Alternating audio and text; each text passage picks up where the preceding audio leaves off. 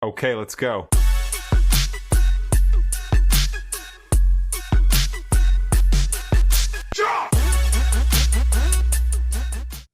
I wanted to take a little bit of time and talk to you guys about the START program and the different steps that are included. So, the START program is super simple. It's the 5 steps of a wholesale transaction. It's study, target, acquire, resell, and transact.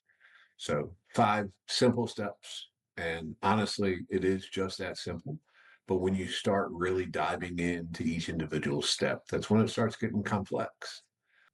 I think the most important part, and I've talked about it many times before, is that it's not just step one, then step two, step three, step four, that every step is kind of working in conjunction with each other. And so you don't just study once and do and just be done. You're constantly studying and constantly evolving depending on what your end goal is. But going through the different steps, the first one is the study step. It's the S in the START acronym.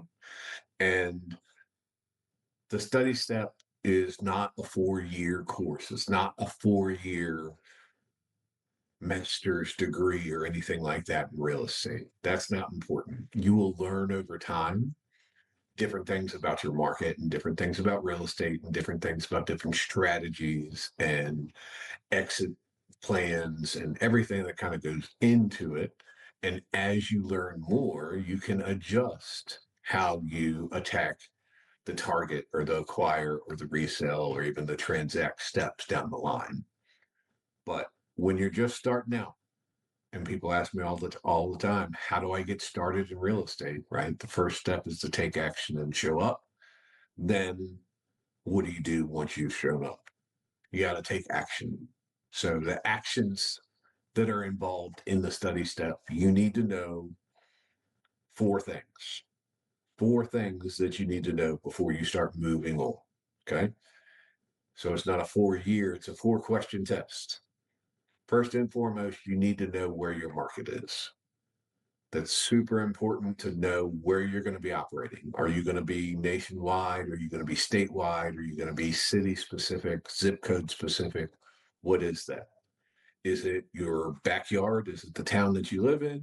Or is it somebody somewhere across the country? What are you going to do? Where's your market going to be? There is no wrong answer to start. I will say wholesaling locally where you are located is always going to have less hurdles than wholesaling virtually and across the country. Um, so just understand what's going on. Depends on where you're located, um, as far as the ease of the transaction and things of that nature. But you can choose markets that are virtually that are much harder than your home market too, and it can be successful.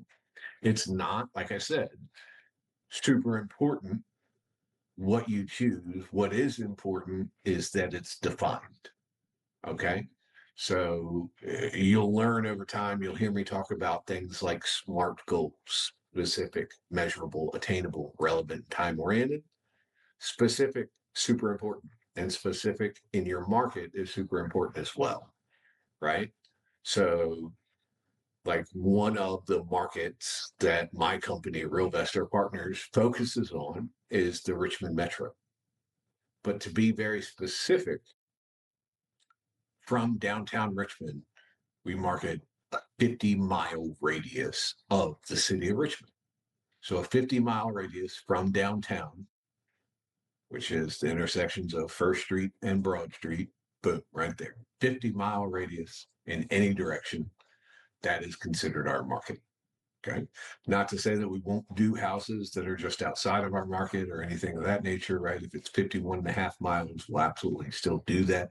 But we focus our efforts on that 50-mile radius.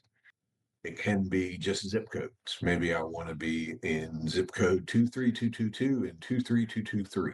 And that's it. Those are my zip codes. Those boundaries are defined. They're defined by the state or by the city or by the zip code commission, whoever makes those zip codes up and does the boundaries. I don't know, but they're defined, right? All the addresses that you target and ideally that you acquire are going to end in the zip code that you're targeting.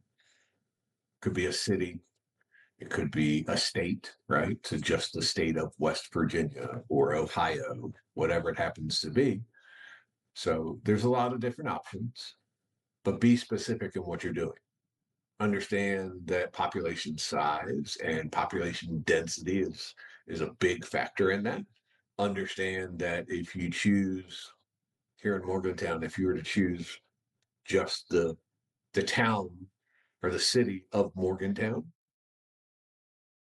that's fine. You can do that, but there's little idiosyncrasies about the geography here. Like there's a town of Westover that is literally right next to it. It's basically Morgantown, but it's a different jurisdiction. So is it Morgantown and Westover? If you look at the map, it makes sense that you would do that. But if you're just defining as Morgantown, you wouldn't go after those people. Little things like that. Every city, every area is going to have different things like that. So I like to find a point, a center point, and do a radius because that's just kind of a more broad thing for me. But you can definitely dive down into different zip codes, different cities. You can do statewide, you can do nationwide too. But if I look at the population of the city of Morgantown, right? Uh, I'm going to be very limited on the number of people that I can reach out, the number of people that I can target, the number of houses in that area. So we want to make sure that the market is big enough to support the efforts that I'm going to be putting in when I start talking about my targeting and my budgeting and different things like that. We also want to make sure that it's not too big, right? So if I look at metro area of Dallas, Fort Worth, right? So Dallas, Fort Worth, Arlington, all those areas kind of very close together and combined and things of that nature. It's a few million people. It's a lot of houses. It's a lot of addresses. It's a lot of people. So it's going to take more of a budget of time, effort, and money for me to go after all of those people. It's going to be more leads that I'm going to have to deal with, which is going to take more of my capacity away to be able to follow those, or I'm going to have a bigger team to follow up with those. So that area should probably be 3, 4, 5, 6 different markets together. Whereas here in Morgantown, West Virginia, that's a tertiary, a smaller market, probably even needs to be expanded out from just the city. So each area is going to be a little bit different. Population and population density have a huge part to do with that. And it also comes down to when we talk about your budget as well. It comes down to what your effort level and what your capacity is to commit to following up with, right? You may have the capacity to work a 50,000 population market, and that's it. That's fine. You may have the capacity and the team to work a 5 million population market. That's it. That's fine. But your market fits in with the things that you're looking for. Super important. The next thing, so number one, you need to define your market. The next thing that I think of is I want to define who my seller is. Who is that avatar? So sellers have one of two things all the time. They are either motivated and need to sell because of a personal reason, or they're motivated and they need to sell because of a property reason. You absolutely run into sellers that have a motivation in both personal and property, but you hardly ever, if ever at all, are going to run into a person that has zero motivation or need to sell property wise and personally and still be able to buy it and wholesale a property. Just doesn't happen. Be one of the two things. So when we look at the different motivations, personal and property, you have things like bankruptcy, foreclosure, divorce, relocation, inherited, things of that nature. Those are personal situations that are happening to just those people. Understand that each one of those, a divorce and an inherited property, have much different psychological situations going on for the seller. You want to resonate with the sellers that you talk to. So if you cannot resonate, you cannot be empathetic about a divorce situation or about an inherited situation where a loved one has just passed away, or a financial situation like bankruptcy or foreclosure, then shy away from those, right? Go after the ones that resonate with you. Okay.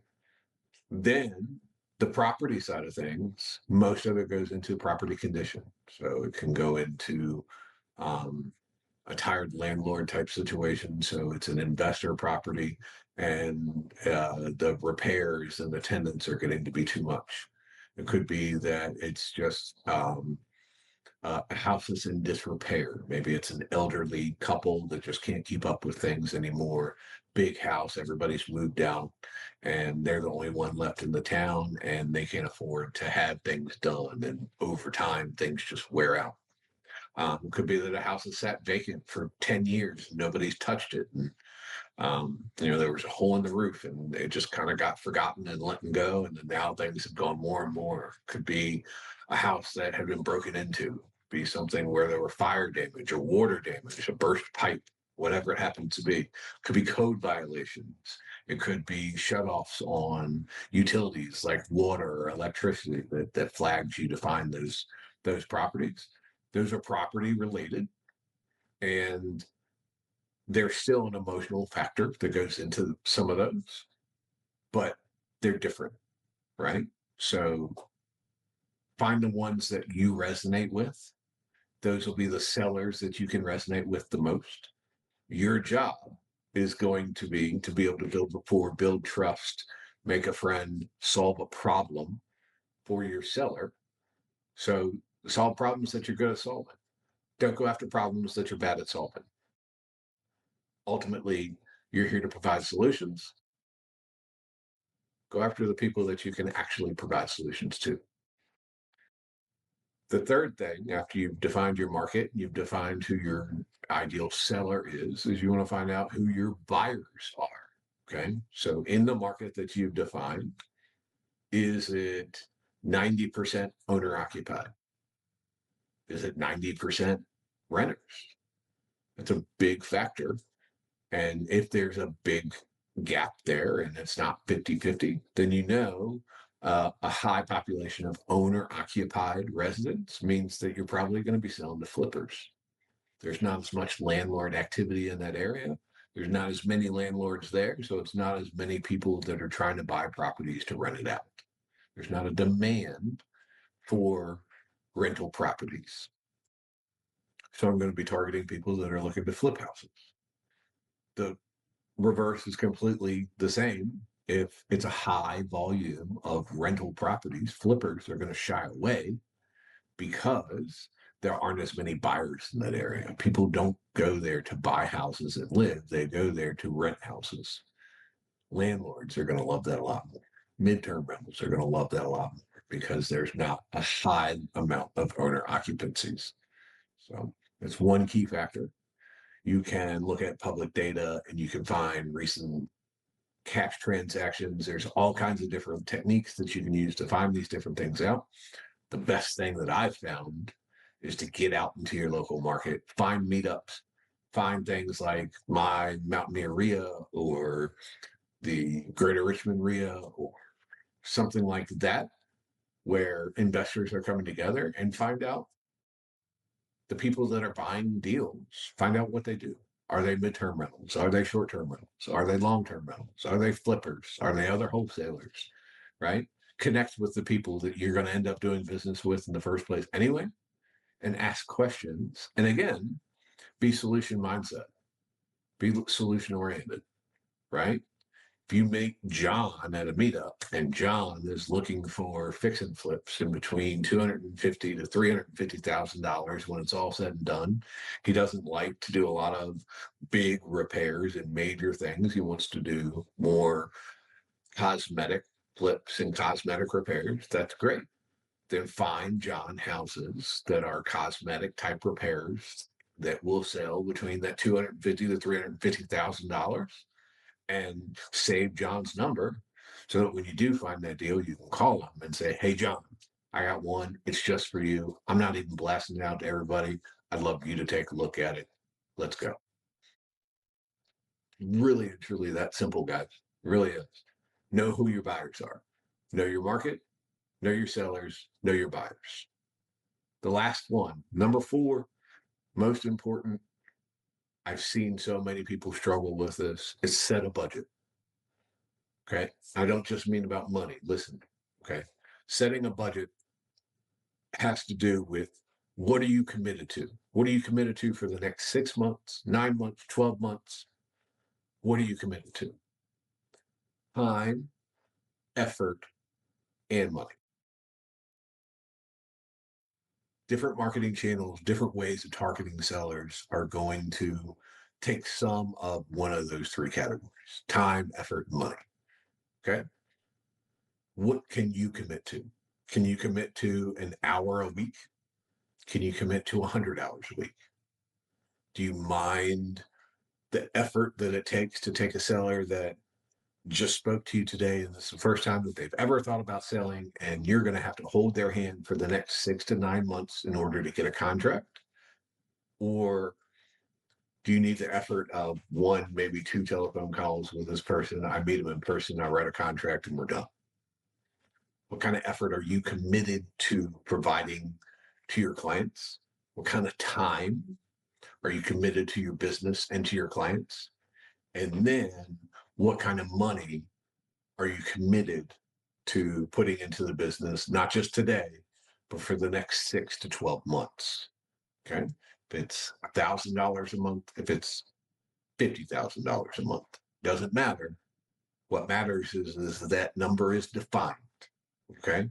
I'm committed to putting $4,000 towards marketing for the next 9 months. That's specific. That's measurable. That could be, if it's something that you're setting for yourself, it could be attainable, relevant, time oriented, very good idea, right? With that $4,000 a month over the next 9 months, and committing to putting 40 hours a week into my business, and I'm willing to do the follow up it takes, whether it's 2 calls or 50 calls, in order to get somebody to the finish line. There you go. That's your budget. Figure out your budget, commit to it, hold yourself accountable to it, write it down, figure out who your sellers are in the market and who you resonate with your sellers.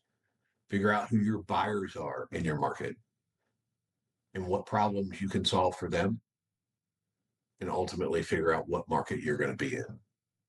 Again, as you go on and as you adjust things, you'll realize that your ideal seller avatar, your ideal buyer avatar, your budget, and even your market will adjust over time. It's completely fine.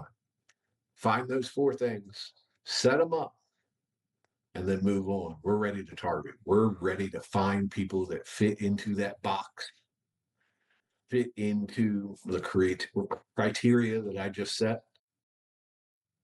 And those are the people that I want to go and target and ultimately acquire their properties. So once you've solved those 4 questions, you can move on.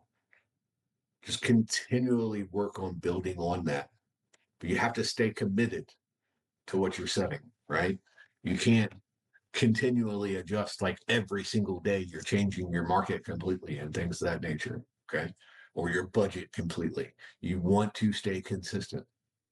Note in your head, maybe I can add this. Think about what is that going to change? Maybe I need to take this away and move and pivot into this direction. Those are all questions that you can have. They're questions that you can review weekly, monthly, quarterly, whatever it happens to be. That's a good way to do it. Do not make changes on the fly. When you do your study step, you're going to define the 4 questions: market, sellers, buyers, and budget. You're going to commit to that.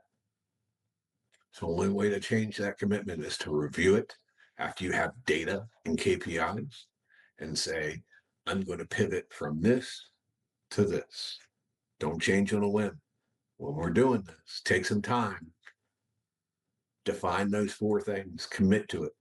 That's how you're going to be successful. Next time we'll talk about the target step. Y'all have a good one. Okay, let's go.